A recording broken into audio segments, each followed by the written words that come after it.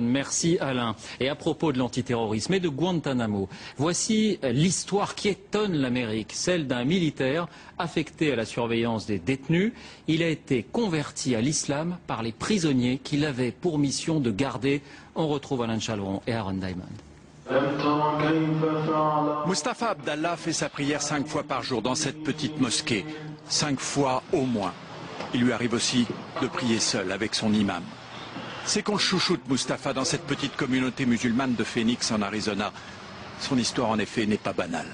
En fait Mustapha s'appelle Terry.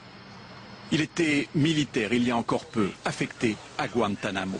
C'était en 2003, peu après la guerre d'Irak, au plus fort de ce qu'on appelait la guerre contre la terreur.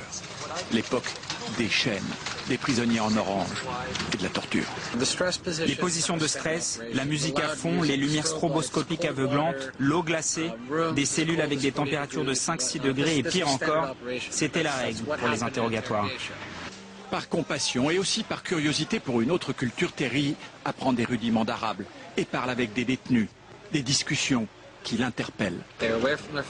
Ces détenus sont loin de leur famille, loin de leur vie. Ils sont soumis à un environnement épouvantable et pourtant, ils sourient. Et moi, je ne suis pas un détenu, on ne m'a pas privé de ma liberté, mais je ne suis pas heureux. Alors je me suis demandé, mais qu'est-ce qu'ils ont dans leur vie et que je n'ai pas et qui les rend si heureux? Et là, j'ai eu un déclic, c'est l'islam. Une nuit de décembre 2003, après une longue discussion avec le détenu 590, un Marocain surnommé le Général, Terry fait le grand saut. Pendant encore 2-3 heures, il a essayé de me convaincre d'abandonner cette idée de conversion. C'est ce qu'il me disait depuis des semaines. Puis finalement, cette nuit, il m'a dit OK et m'a prononcé la shahada. Son unité reste encore un peu à Guantanamo, puis doit se déployer en Irak. Méfiant, ses chefs préfèrent le libérer de son contrat militaire. Sa femme le quitte, lui plonge dans l'alcool, avant de retrouver une nouvelle famille dans la mosquée de Phoenix. On le voit ici comme un héros. Tout le monde le respecte, tout le monde l'admire pour avoir fait ce choix difficile, d'avoir choisi ce défi.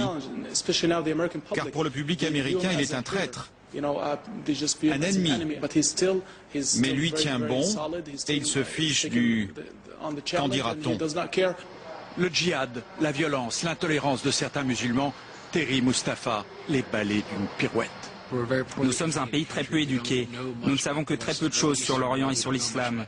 Nous ne savons que ce que nous dit la presse et chacun sait qu'on ne peut pas croire ce que les médias disent en Amérique. L'ancien garde de Guantanamo a retrouvé un semblant d'équilibre dans sa nouvelle communauté, convaincu quant à lui qu'on peut être à la fois un bon Américain et un bon musulman.